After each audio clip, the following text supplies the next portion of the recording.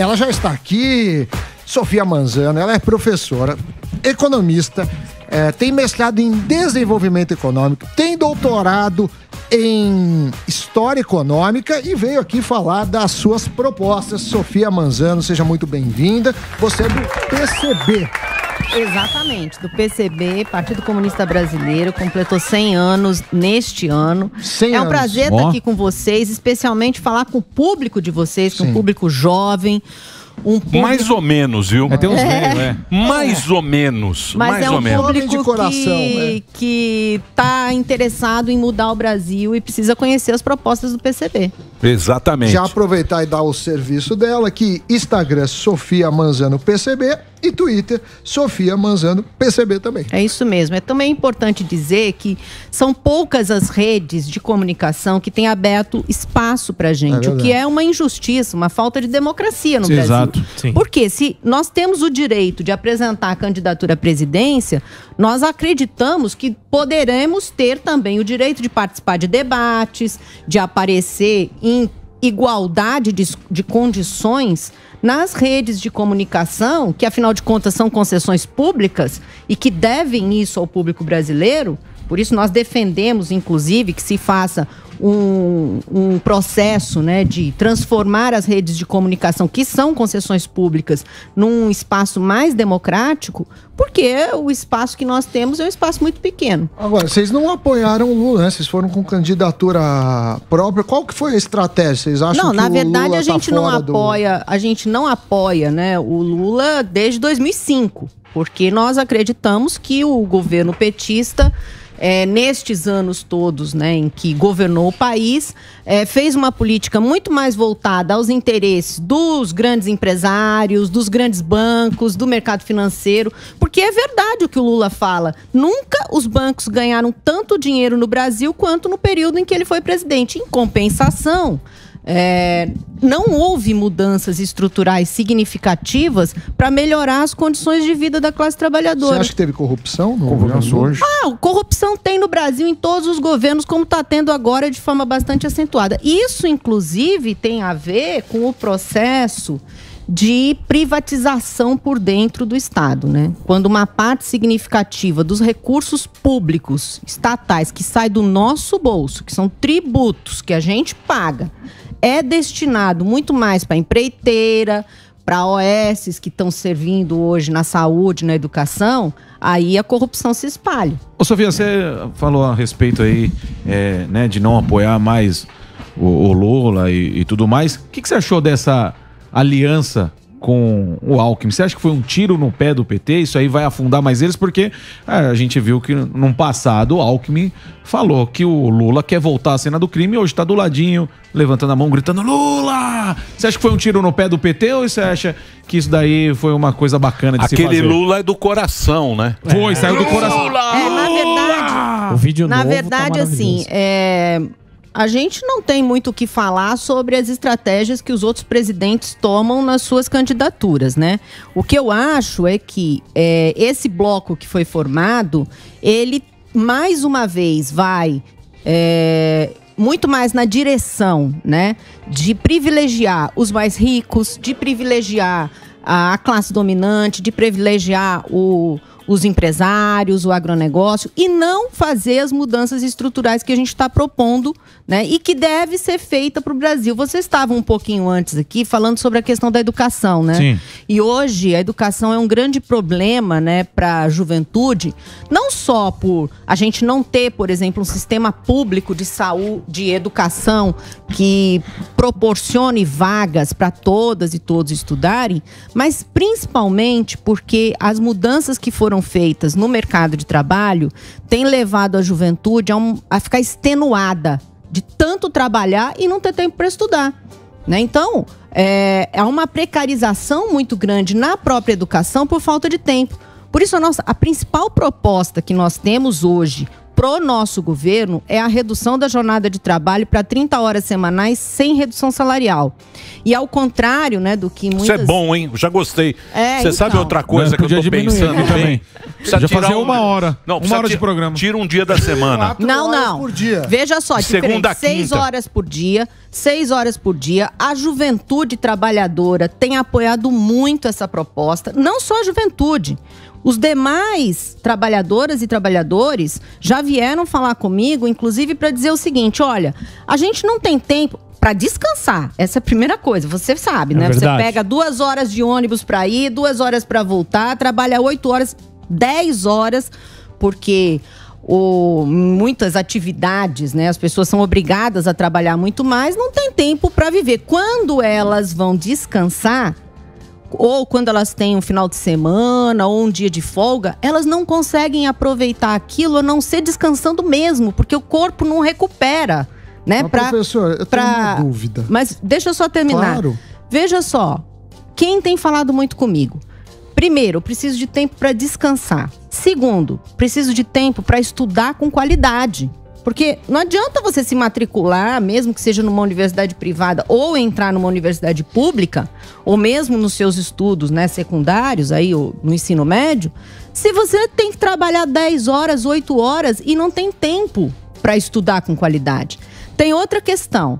Como é que você vai praticar exercício físico, que é uma coisa muito importante, que todo mundo tem colocado muitas vezes, olha, tem que se exercitar e tal. Não tem tempo para fazer isso. Inclusive até para as atividades religiosas.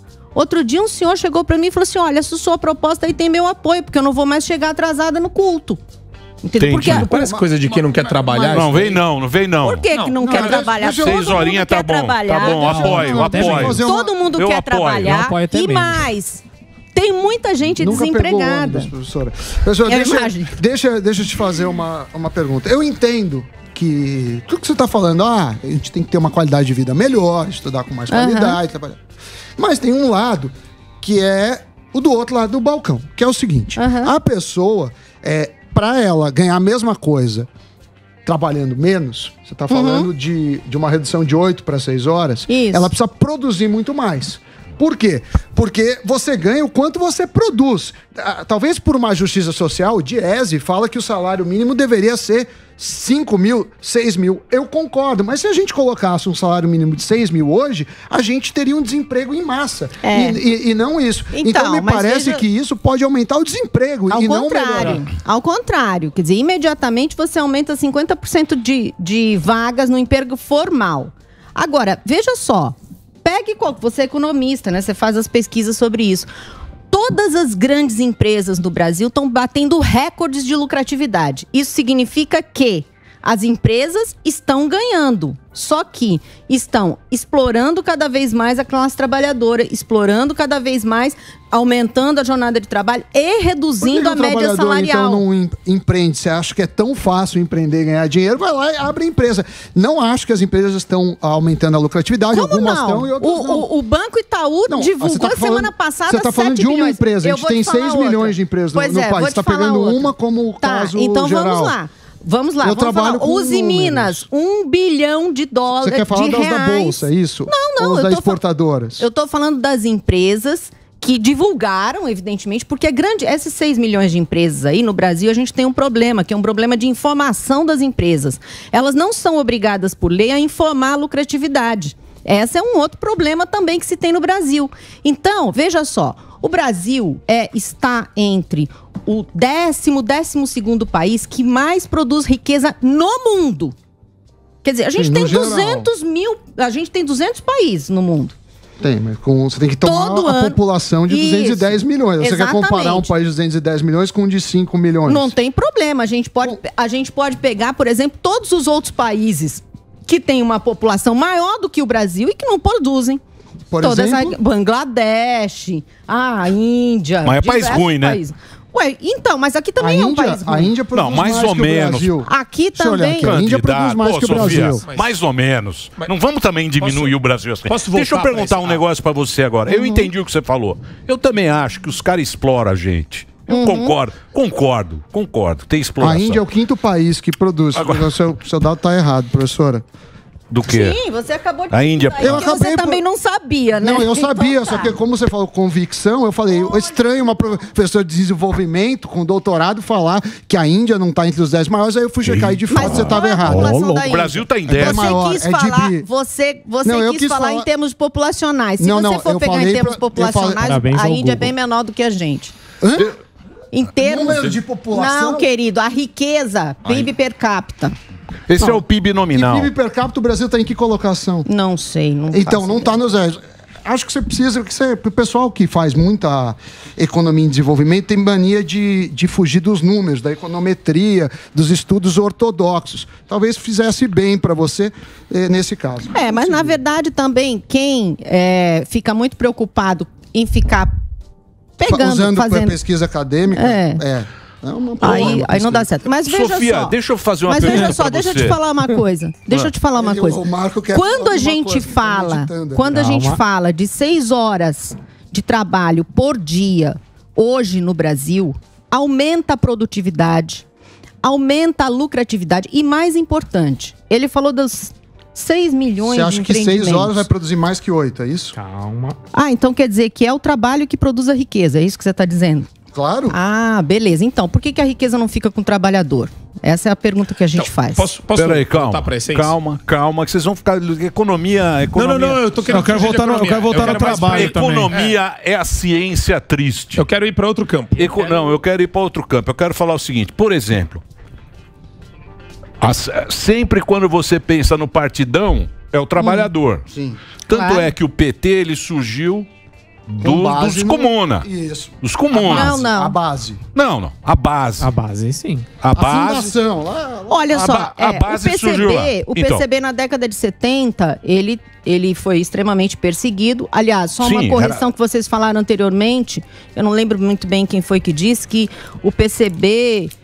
apoiou a luta armada? Não, o PCB nunca apoiou a luta armada. Muito pelo contrário, os grupos que surgiram posteriormente de luta armada foram justamente porque o PCB não apoiou a luta armada. Sempre defendeu a derrubada da ditadura pela via democrática.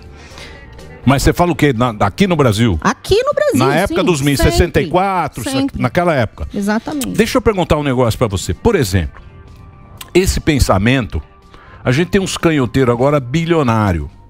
É muito. E é uns caras que jogam ali meio da esquerda, mas você sabe que o cara ali só se apropria daqui, porque você também é meio coletivista. Eu tava vendo lá, tem as mulheres, tem os gays, tem o... Identitarista, né? Identitarista, tal. Você dá uma pincelada ali no Partido Comunista. Mas tem o PSOL, que é muito da Globo, sabe? Sapatênis. Sapatênis. Os sapatênis pegaram essa galera pra eles. Aí você vai perder. Porque seu partido é menor e você não tem exposição. Quem tem exposição, exatamente. Aí Hoje, você vai perder a jogada. Eles roubaram de você. Não, eu acho que não é roubar o espaço, né? O PCB, ele tem uma estratégia revolucionária, porque a gente acredita que o capitalismo hoje não deu certo, quer dizer, ele está mostrando o seu limite, né? A gente tem uma quantidade muito grande de pessoas passando fome, não é só no Brasil, é no mundo inteiro, enquanto, por outro lado, uma quantidade cada vez maior de riqueza sendo concentrada na mão de pouquíssimas pessoas, né? E isso gera não só déficit democrático, né, com o poder do dinheiro comprando as estruturas, né, políticas, de mídia, de propaganda. O BlackRock. Olha, a gente pode ver aqui o tanto de fake news que são propagadas com relação à proposta dos comunistas, com relação ao que a gente pensa e o que a gente está propondo para o Brasil, né? Então, quando nós colocamos a nossa candidatura, a gente quer mostrar para a população brasileira que existem possibilidades de hoje, no Brasil de hoje, a gente promover um conjunto de medidas emergenciais, medidas para agora, não é medidas para o comunismo, não é medidas para depois da Revolução. A Revolução é outro processo. São medidas imediatas, por exemplo. Essa revolução nunca vem, né? É que nem casamento, nunca dá certo. Que venha, é que nem né? casamento. Mas por outro lado, se a gente não fizer estas mudanças, não só vai piorar muito as condições de vida da classe trabalhadora e do conjunto da população em geral, né? Como a gente tem hoje o ascenso da violência, tem o problema ambiental, né, que está sendo um dos problemas mais graves hoje. Então, sempre me pergunto assim, mas essa crença no comunismo, eu falo assim, que comunismo não é uma crença, é uma necessidade. Ou a gente muda a forma como seres humanos organizam a produção, a reprodução de forma mais igualitária, de forma mais democrática, de forma que tenha menos impacto ambiental, ou é a própria destruição do planeta, dos seres humanos e assim por diante. Mas, Sofia, a gente vê na América Latina, a gente tá vendo aqui nossos vizinhos que são agora governados pela esquerda, tudo afundando, e o Brasil, a economia tá ao contrário desses países. O que a esquerda errou nos nossos países aqui? Bom, em primeiro lugar, eles não são comunistas, né? Eles são países que estão governados por uma coalizão também, que não apresenta mudanças estruturais necessárias, entendeu? É sempre um processo de conciliação de classes, é sempre um processo de voltar a privilegiar quem já está ganhando. É o sistemão, o sistema. Mantém isso apenas com uma perspectiva de ser contrário a um reacionarismo que, de fato, é muito mais nefasto para qualquer país do que a esquerda social-democrata. Beleza, mas me fala, qual é o modelo comunista que você acha? Cuba? O que você acha que é? Coreia do Norte? Então, eu não acho que tem modelo que deve ser adotado ou copiado por nenhum país. Cada país tem as suas características e tem as suas peculiaridades. O que a gente precisa hoje no Brasil, e eu espero estar falando isso com quem está nos ouvindo, é que, de fato, as pessoas precisam participar da política. E participar da política não é só votar. Participar da política é, o tempo todo, quando a gente tem um problema que envolve uma decisão política, as pessoas têm que se organizar, as pessoas têm que entender aquele processo para fazer a mudança política acontecer. Fala-se muito no Brasil que a gente precisa, para fazer as mudanças necessárias para o bem da maior parte da população e até para o desenvolvimento econômico, precisa ter maioria no Congresso para negociar de alguma forma, né, no Congresso. O Congresso é importante, tem o seu papel. No entanto, se a gente ficar refém ao balcão de negócios do Congresso Nacional, nunca vai fazer modificações importantes, nunca fará modificações importantes na estrutura brasileira. Por isso que é importante que quem está nos escutando se organize. Quem está nos escutando venha para a luta política qualificada não apenas no momento do voto. Mas esse negócio da política se deve muito ao Bolsonaro. O Bolsonaro foi um cara que apareceu e parece que a política... Não adianta fazer essa carinha, não, que você sabe que foi. O Bolsonaro é um cara... Porque o Bolsonaro é um cara que representa uma galera que não tinha representatividade. Ele tira o debate. O Bolsonaro, ele é um cara importante para... Eu acho que para isso. Para ter o cara que discute, que tem por... Hoje em dia você vê todo mundo discutindo política. Só que não tem organização, né? Então, o que a gente precisa? O que nós colocamos, né, como um processo de organização? As pessoas têm que construir os comitês pelo poder popular, entendeu? Tem que debater quais são as necessidades imediatas da classe trabalhadora, do seu local de trabalho, do seu local de moradia, da sua escola. E, em conjunto, em coletivo, levar as proposições para que se democratize o próprio processo de decisão.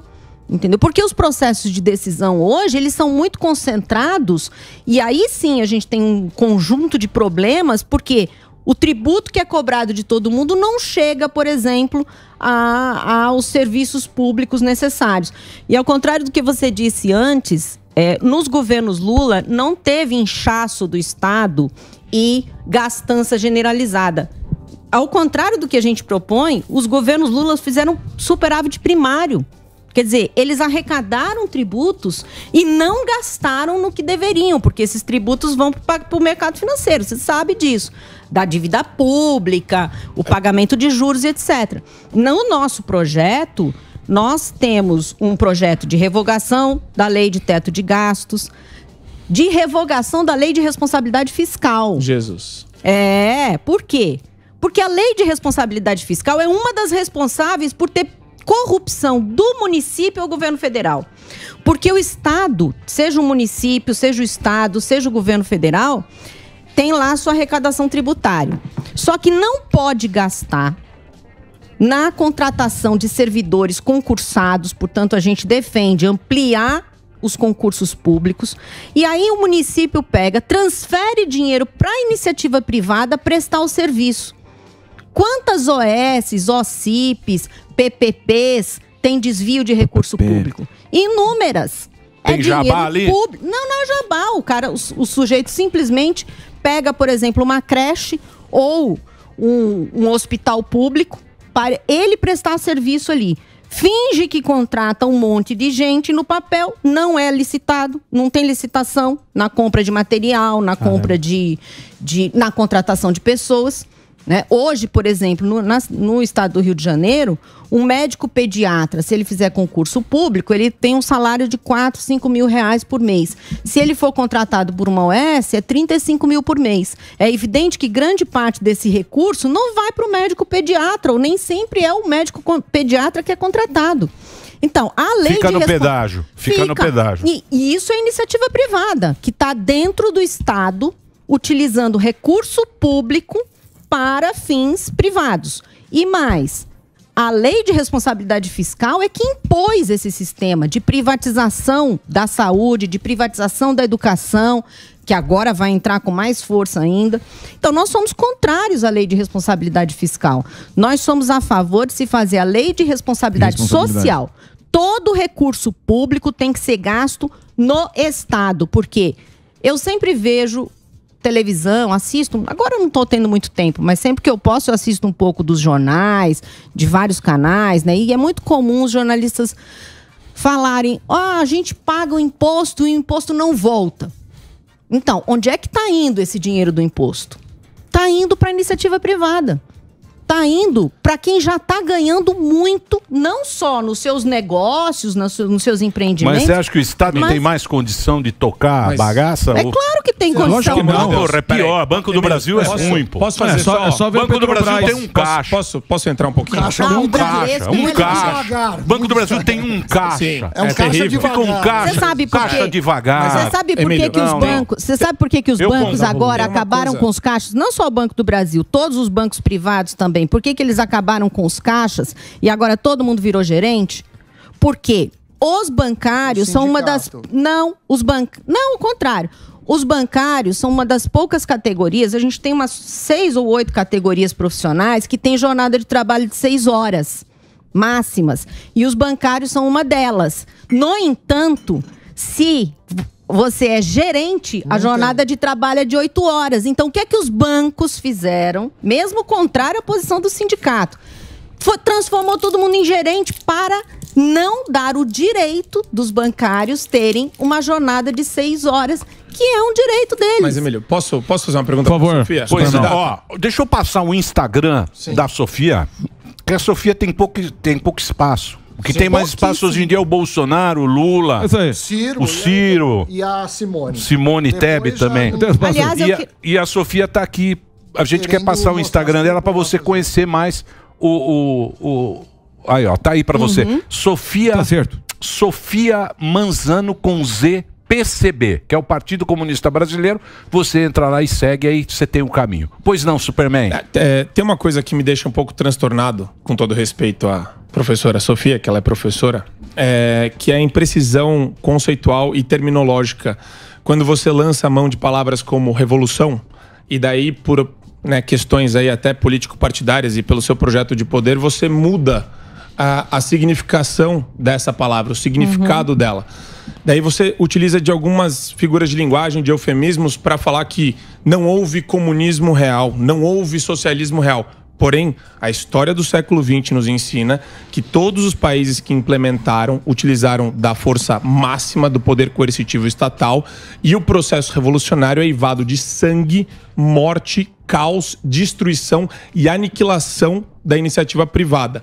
Este é o projeto comunista. Não. Você não tem vergonha de ter comunista no seu partido? Não, de jeito nenhum. Não tenho vergonha, né? Já disse e vou repetir aqui também. Na verdade, como a gente pôde ver, inclusive ao longo de vários programas, né, como a enganação do que é o comunismo vem muito mais do pensamento conservador e reacionário, porque o comunismo é a proposta mais generosa que a humanidade já produziu para a própria humanidade, não é para um grupo de pessoas ou, como é no capitalismo, né, um grupo de pessoas que explora o conjunto da humanidade. Mas o que a gente tem que discutir de verdade é o Brasil, né? O Brasil passa hoje por um processo de desmonte das estruturas, né, institucionais, desmonte do Estado, desmonte de tudo aquilo que poderia proporcionar melhores condições de vida para a população. A gente teve nos últimos 30 anos de neoliberalismo no Brasil um processo de desindustrialização. O Brasil já foi um grande país industrializado, o que é bom, inclusive. Mas era ruim. Era ruim. Sim, mas então é melhor não ter nada. Mas por quê? Não, era ruim. Vamos ser honestos. O Lula é. O Lula neoliberal. Não, era ruim, era ruim. Nunca deixamos de falar. Você não está falando com o Brasil, era ruim. Está falando com o PCB. Posso falar como eu enxergo, professora? A sua argumentação é bem frankfurtiana, da escola de Frankfurt, que relativiza tudo.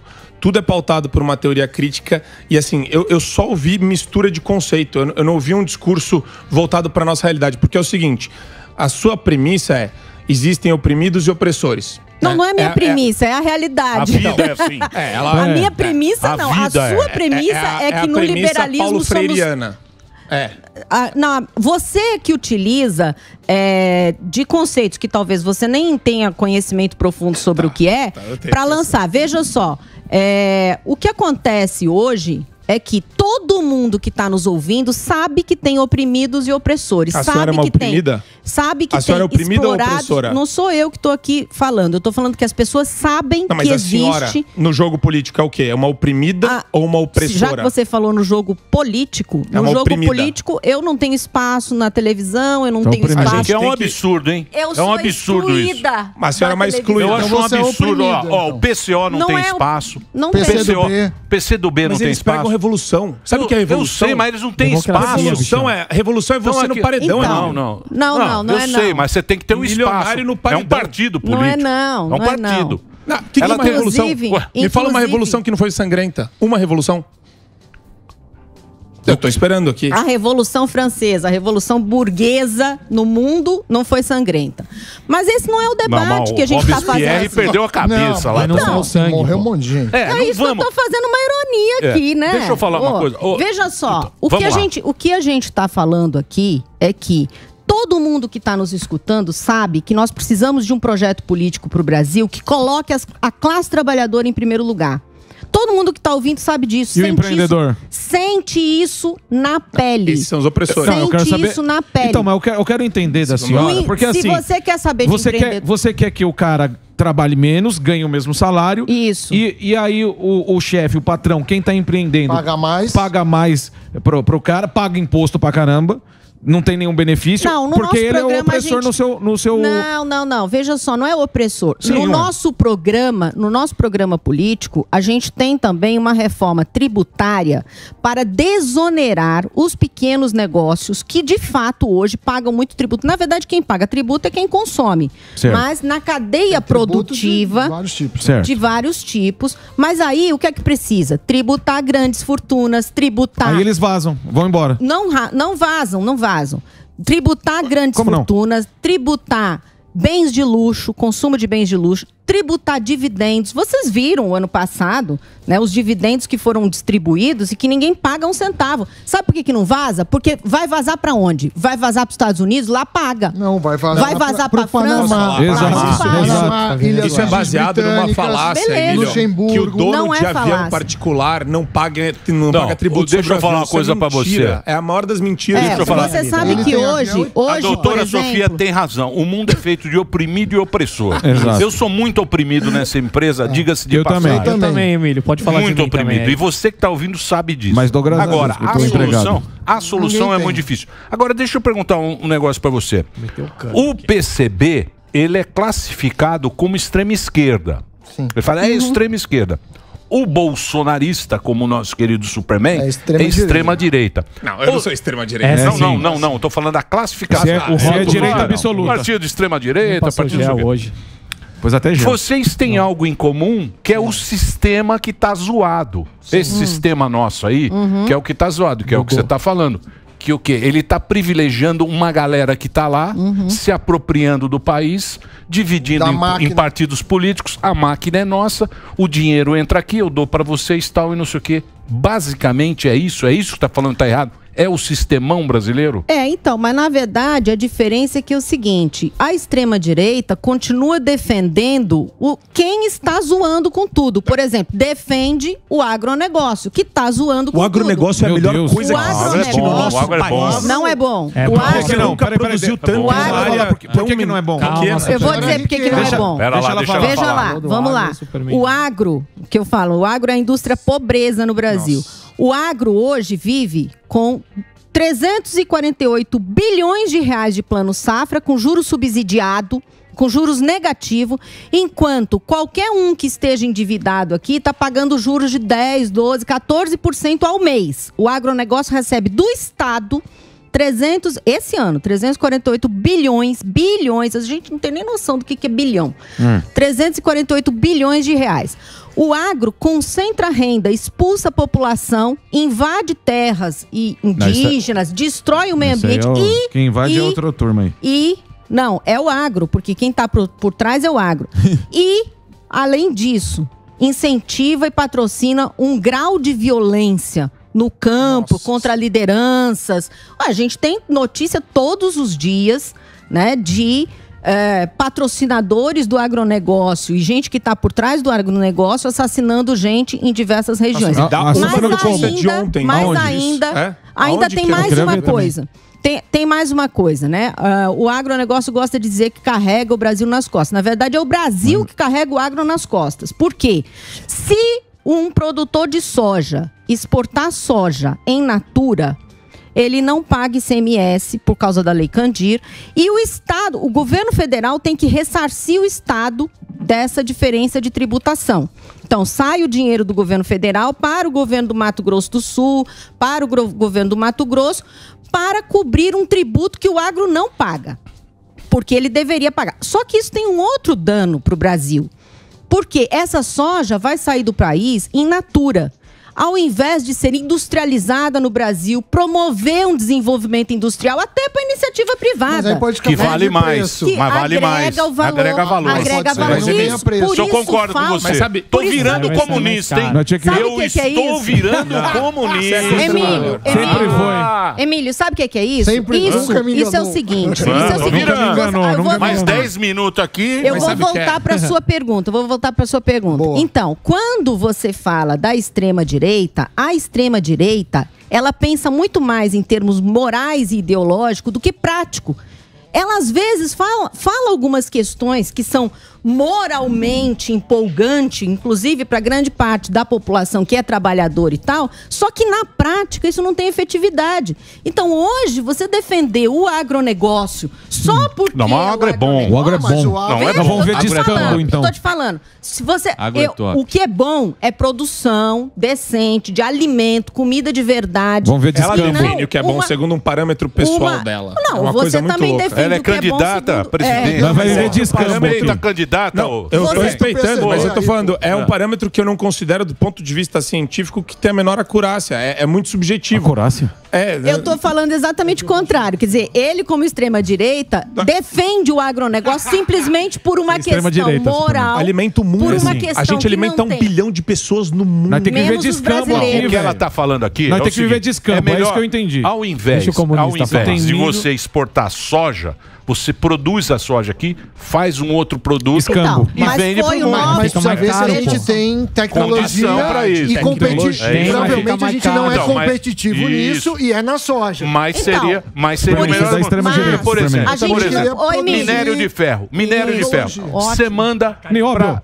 Não, o minério de ferro. Manda para a China. Você manda, sei lá, para a Coreia. E a Coreia faz o minério, faz um carro, você compra um carro aqui muito mais caro do que eles são mais eficientes na transformação. Exatamente, eles são mais eficientes. Então, como candidata à presidência da República, eu tenho que pensar no país em todos esses aspectos. Por quê? Se deixar só para a iniciativa privada brasileira, ela nunca vai ser eficiente, porque ela vai levar vai ser tudo estatal. Ela vai mandar o minério de ferro embora, entendeu? E importar o carro, porque não é proibido a iniciativa privada brasileira, nunca foi.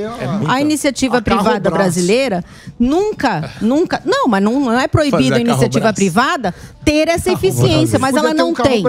Mas sabe por que ela não tem? Sabe por que ela não tem? Porque interessa muito mais a quem está ganhando dinheiro agora, explorando quem está ouvindo a gente, quem está tendo um trabalho super carregado, quem está carregando nas costas, né, toda a produção de riqueza no Brasil e não está tendo nada. Ora, se o agro alimenta bilhões de pessoas, por que não alimenta aqui? Né? É uma coisa a se perguntar. São 33 milhões de brasileiros passando fome. Esse dado aí. Mentira, dado falso. São, dado falso. Que o dado é falso. Bom, tá. Diz que esse dado é meio... Leonardo. Completamente falso. Esse dado aí diz que não funciona então, muito. Quem tiver ouvindo a gente, quem tiver ouvindo a gente quem tiver ouvindo a gente hoje e concordar comigo que tá trabalhando demais, sem ter tempo para descansar, sem ter tempo para estudar, sem ter tempo... Não, eu não vou dar emprego. Eu vou fazer uma política econômica que proporcione isso. Porque não é o candidato que dá emprego e nem é o candidato que pode, e isso inclusive é crime eleitoral e deveria ser perseguido, enganar a população brasileira dizendo que vai dar isso ou aquilo. Como candidata à presidência, eu posso dizer que tem um programa para melhorar as condições de vida da classe trabalhadora. E o programa tá lá, você entra na internet, Sofia Manzano está aqui, a nossa convidada de hoje, @SofiaManzanoPCB. Olha, foi um prazer conhecer você, muito legal o papo, muito bacana. Mais espaço na você merece mais espaço. Eu também espero que vocês possam ter mais debates comigo. Claro, sempre que quiser. Muito obrigado pela sua presença, Sofia. Boa sorte para você. Boa, Sofia. Obrigado.